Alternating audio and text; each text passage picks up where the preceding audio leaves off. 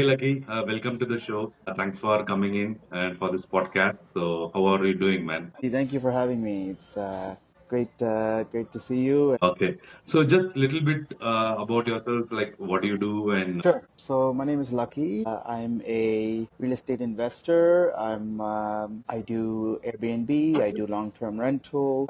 I own a couple properties in the GTA, as well as I do. My profession is a life insurance consultant. It's been a fun journey so far, and I wouldn't say I'm a uh, professional or big time investor, but I would like to share some experiences I had with you, with you and your audience. So that's happy to do great, that. man. We'll talk about the one property that you're doing at Airbnb in the basement.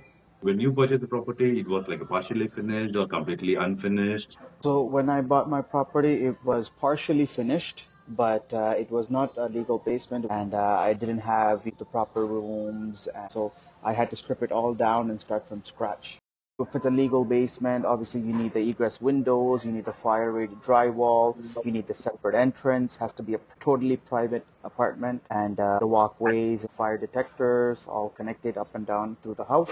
So, this is for the two-bedroom and one washroom, right? Yes, this is a two bed, one bath. So I started talking to a few contractors, getting some quotes, doing my research online, finding out what are the steps, when do I have to contact the city, how do I get the permits, things like that. Okay, so you did a little bit of research and then you got multiple quotes from the different contractors. So, what was the price range from the contractors? You'd be surprised to hear some of the prices that you'd get from different contractors because, I know there is a quality of work, there is timing, and depends on how big this company is and how much background they have. So the bigger companies that, quoted me a little bit higher prices, anywhere from 90 to 100K, maybe even some went up to 120K. The lowest quote I got was around 60 to 70K, and I went all the way up to 100, 120K. So I had to do my due diligence and chose a contractor that I was comfortable with and was able to work in my timelines. They say you agreed on the price and the timelines. So, what is the next step? Yeah, the next step was just starting the work. They're aligned with good architect involved and making sure they know what you want and they're working, towards the best of your interests. So the architect, once that's laid out, once the permits are approved, then we can move to the actual renovation stage. Okay, so what are the timelines for the city approval for the initial design? Timelines, it was about 2 weeks, 2 to 3 weeks. What's the ballpark range for the permits to get a basement renovation permit from the I city? would say drawing and permits together, Oh, $2,000 to $3,000. Get a good architect. I wouldn't. There's something I would not cheap out on, because they lay the foundation for your work. So if your drawings are good, hopefully your plan is also going to be good. The architect has already got everything approved from the city. The contractors will follow it. so once you finalize the contractor, and then next 3 weeks, it's for the architect to design and submit to the city and get the approval done. Have you had a chance to talk to the neighbors before you start the renovations? Yeah, luckily all the neighbors are really good with me, and I keep a good relationship. It's the number one thing you should also do when doing these type of renovations. They know what's happening. So, was there any issues with the neighbors during the construction or the permits? Yeah, I mean, not no many issues. As long as you do your due diligence, get the inspection, get the approval from the city, and get the paper that you can start the work, and you can paste it somewhere visible for neighbors and contractors to see. Then you're good to go. How long it took to finish the project? So my initial plan was it should take 3 to 4 months, which Oh, is the okay. average time it should take to start to finish. But obviously there is some delays that you can expect with contractors and some hiccups here and there. So it got pushed to about 5.5 months. Okay. But this is expected in this type of renovation. Oh, okay, got it. Okay, so it's almost took almost 6 months to complete the project. Okay, so once after you get the permit and then the contractor started the work, how many visits from the city they will come and inspect and when they will issue the final approval? Yeah, so how the inspection works with the city is the contractor will finish the project in stages. So first stage might be the demolition stage. So when the demolition happens, the city will send out somebody to have a look. Then it starts from framing and then electrical and then plumbing. Each one of these stages, inspector will come out, have a look, is everything going if they want to make any changes, they tell the contractor, okay, this has to be done this way, and it'll be done. You can expect the inspector to come and have a look. And then once the final inspection is done, then you will get the approval and city permit that's a legal dwelling up to the standard of the city. You can go from there. If they come and ask those changes to do, is there any pricing change from the contractor side because of those changes? No, there should not be any pricing changes from the contractor.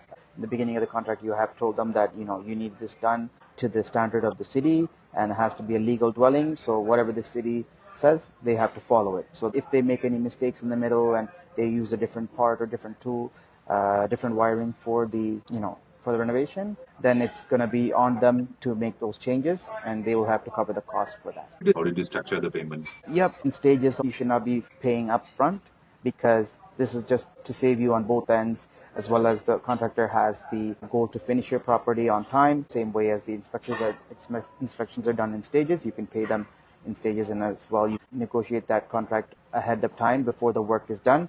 You let them know that when this job is done, I can pay this amount, this percentage, and obviously until you get to the final stage, you can pay them fully.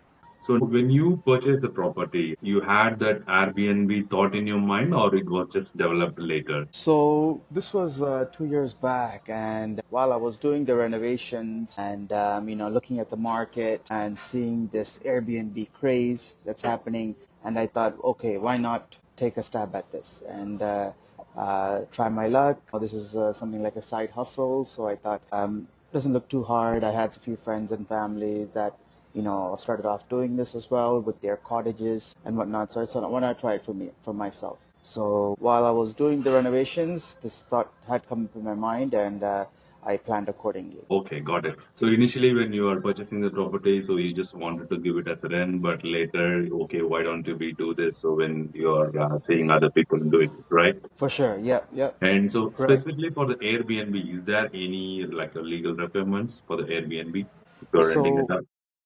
yes, Airbnb, the first thing when you have to start your Airbnb account, you need to get the city permit as well to do short-term rental. Oh, okay. So this is not the permit that we got for the renovation. This is totally different one. This is a total different one. Yes.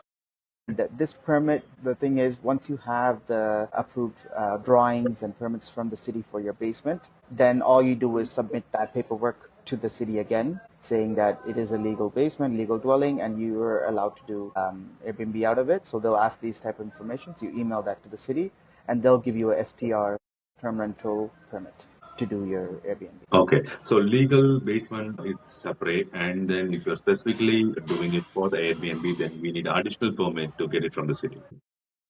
So do they provide the list from the city, like when you're submitting for the short-term Airbnb permit? Yeah, the city will also provide it on their website. You can probably find it, as well as Airbnb will give you the list of Oh, things okay. that needs to be there, and you have to go through that checklist and make sure it's there. There is times when Airbnb has inspection people come in and check your property. It's a brand new experience. It's a brand new job for me, right? And in terms of cleaning, in terms of dealing with the guests, it's all a new experience. The first thing I started doing was following Facebook groups and pages where they talk about their experiences, problem clients. You out of maybe 10 clients, you'll get one or two difficult tenants that somehow damage your place or do something that a normal client would not do. So there's a claims process through Airbnb. They'll ask for proof and things like that. So those type of things obviously get educated more on. Obviously, this comes with some experience and practice. So work with experienced individuals in the area. I actually contacted a few other Airbnb hosts and asked them some questions I had, shared our experiences. How do we price our units? Especially in the peak times. Obviously, how Airbnb works is the thing about it is high season, low seasons, right? Okay. So in the summer times, you'll get higher bookings. You can obviously raise your rent prices a little bit. In the slow seasons, you have to bring it down, and that's the thing about short-term rental. In the high units, you can make a lot of income.